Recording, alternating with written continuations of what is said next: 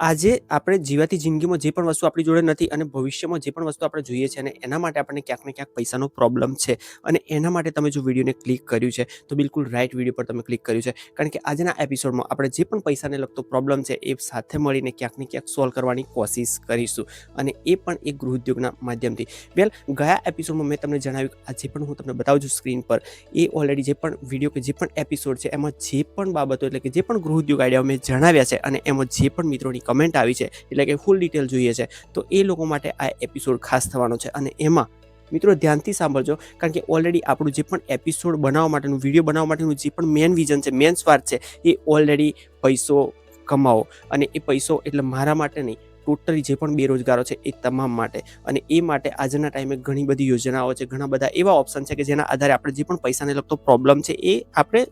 કાયમી ધોરણે સોલ્વ કરી શકીએ એમ છે. પણ એના માટે જે પણ આપણે સ્ટેપ લેવાના હોય છે, જે પણ પગલું ભરવાનું હોય છે, ક્યાંક ને ક્યાંક આપણને ખ્યાલ નથી હોતો. એના કારણને લઈ અને આપણે જે પણ પૈસાની જરૂરિયાત હોય છે ક્યાંક ખોટા રસ્તાઓ પર આપણે ગલત રીતે પૂરી કરતા હોઈએ છીએ અને એના કારણે ઘણા બધા દેવામાં ધકેલાઈ જતા હોઈએ છીએ અને આખી જિંદગી આપણે એ દેવામાંથી બહાર નીકળતા નથી. ગમે તે હોય પણ આજે હું તમને જે પણ ઉપાય બતાવું છું જો ધ્યાનથી તમે સાંભળી લો છો, તમારા ઘણા બધા એવા પ્રોબ્લેમો કે જે પૈસાને લઈને છે તો એ ક્યાંક ને ક્યાંક સોલ્વ થવાના છે. તો મિત્રો વાત કરીએ આપણે મિશન મંગલમ યોજનાની. ઓલરેડી આગલા એપિસોડમાં મેં ક્યાંક ને ક્યાંક વાત કરી છે કે મિશન મંગલમ યોજના શું છે, પણ બિલકુલ ટૂંકી હિન્ટ તમને આપી દઉં. મિશન મંગલમ યોજના એટલે કે એસએચજી બનાવવા માટેની જે પણ આપણને સપોર્ટ કરતી એક યોજના છે સરકારની. એસએચજી એટલે સેલ્ફ હેલ્પ ગ્રુપ કે જેમાં મહિલાઓનું ગ્રુપ હોય છે. ઓલરેડી આગલા એપિસોડમાં મેં માહિતી મિત્રો આપી છે આ બધી સંપૂર્ણ ડિટેલ, પણ ક્યાંક ને ક્યાંક જે પણ યુટ્યુબના રૂલ્સ રેગ્યુલેશન છે એના કારણે મારે જે પણ વિડીયો છે, એપિસોડ છે હટાવવા પડ્યા છે, ક્લોઝ કરવા પડ્યા છે. એના કારણે નવીન રીતે હું તમને ફરીથી આ માહિતી જણાવી રહ્યો છું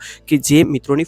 ફરમાઈશ પર છે કે જે લોકોને આ ડિટેલ જાણવી છે. તો આપણે વાત કરીએ છીએ મિશન મંગલ યોજના કે જે ઓલરેડી તાલુકામાં ચાલતી હોય છે. આ યોજના થ્રુ આપણને 10 બહેનોનું ગ્રુપ આપણે આપણી આજુબાજુના કે ઘરના જે પણ 10 બહેનોનું જૂથ થતું હોય છે એમનું લિસ્ટ એક કાગળમાં અને એ લોકોના જે પણ આધાર કાર્ડ છે એની ઝેરોક્સ અને બને તો કદાચ એ લોકોના એક ફોટો માંગે છે કે નથી માંગતા એ મને ખબર નથી અત્યારની પોઝિશનમાં, પણ ઓલરેડી એ લોકોના જે પણ આધાર કાર્ડ છે તો ફરજિયાત છે. તો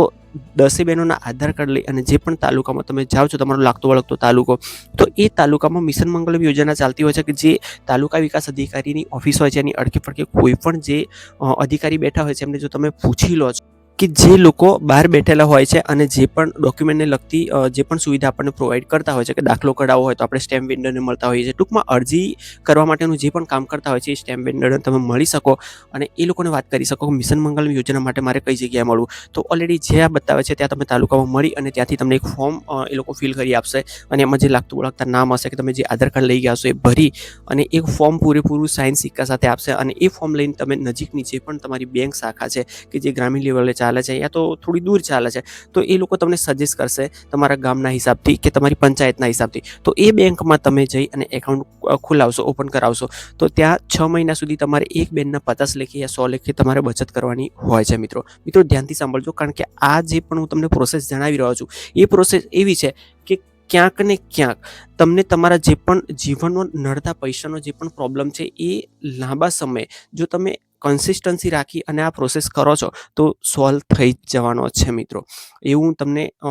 ચોક્કસથી કહી શકું કારણ કે એ જ્યારે તમે ત્યાંથી ફોર્મ ફિલ કરાવીને તમારી બેંકમાં આપશો અને બેંક એકાઉન્ટ ઓપન થઈ જશે અને પછી તમે 100 લેખે 50 લેખે બચત કરશો એટલે 10 બેનના 50 લેખે જો કરો છો તો 10 પંચું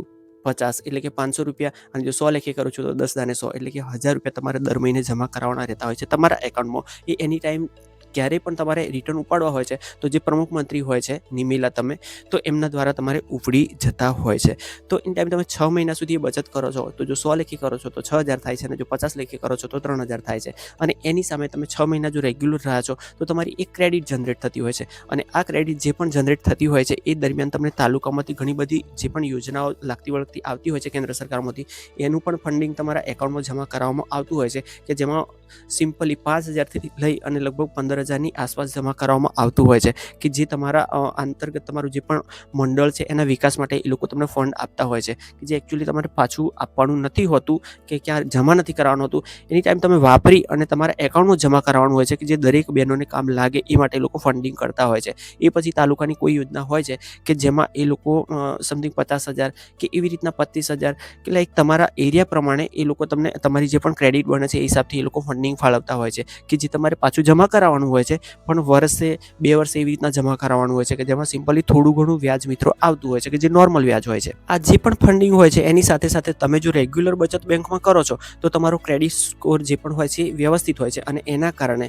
જે પણ તાલુકાના જે પણ અધિકારીઓ છે કે જેમને તમારું જે પણ મહિલા મંડળ SHG ખોલવામાં મદદ કરી છે એ લોકો જે તમને ત્યાં ભલામણ પત્ર લખી આપતા હોય છે, એક લેટર લખી આપતા હોય છે, અને એ ભલામણ પત્રના આધારે જે પણ બેંક હોય છે તમને ધિરાણ કરતી હોય છે. એની શરૂઆતમાં તમારી બચત પ્રમાણે એ લોકો 20-25 હજારથી લઈ અને તમારી જે પણ બચત છે એ પ્રમાણે ધિરાણ કરે છે. માની લો કે એ લોકો સ્ટાર્ટઅપ 20-25 હજારથી કરે છે, તો એ પછી જો તમે એને રેગ્યુલર ચૂકવી દો છો હપ્તા પ્રમાણે હપ્તેથી, તો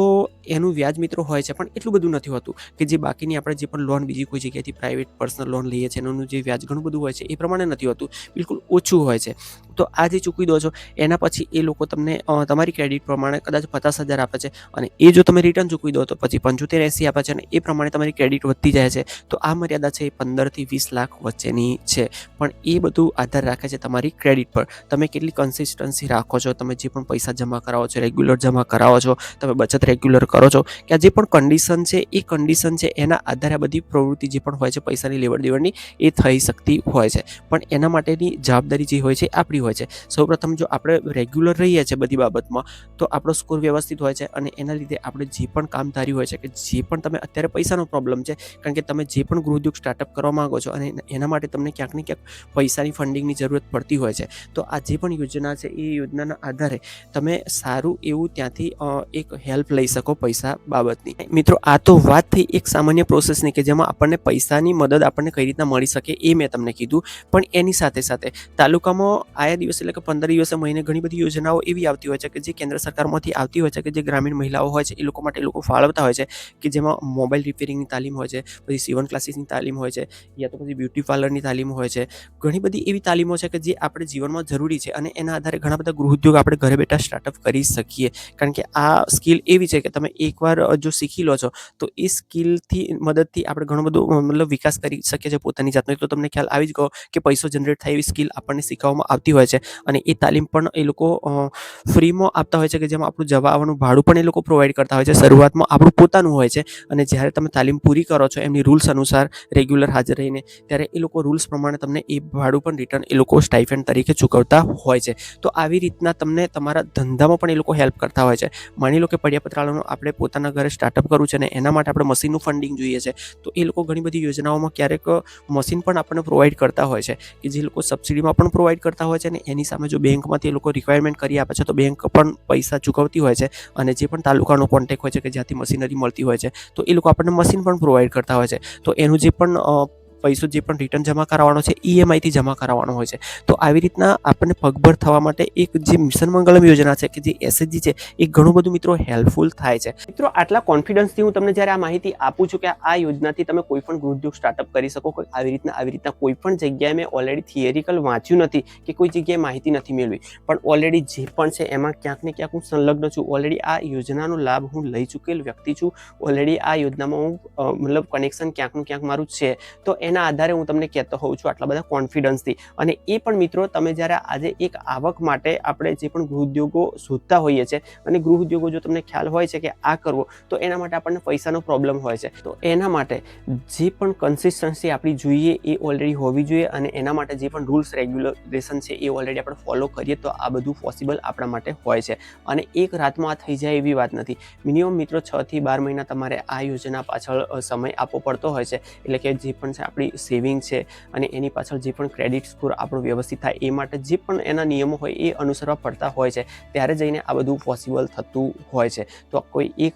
રાતનું કામ નથી કે જેમાં તમે કોઈ પણ ગૃહ ઉદ્યોગ આજે સ્ટાર્ટઅપ કરો અને કાલે ગ્રો થઈ જાય. તો ઓલરેડી આ યોજના આપણને ઘણી બધી સપોર્ટફુલ છે, એના માટે મેં તમને માહિતી આપી. બાકી તો જે પણ આપણું મિશન એક જ છે કે ઓલરેડી ઓલ ગુજરાતમાં જે પણ બેરોજગાર વ્યક્તિઓ છે કે જે લોકોને રોજગારીની જરૂર છે, તો પછી એ બિઝનેસ આઈડિયા હોય યા તો પછી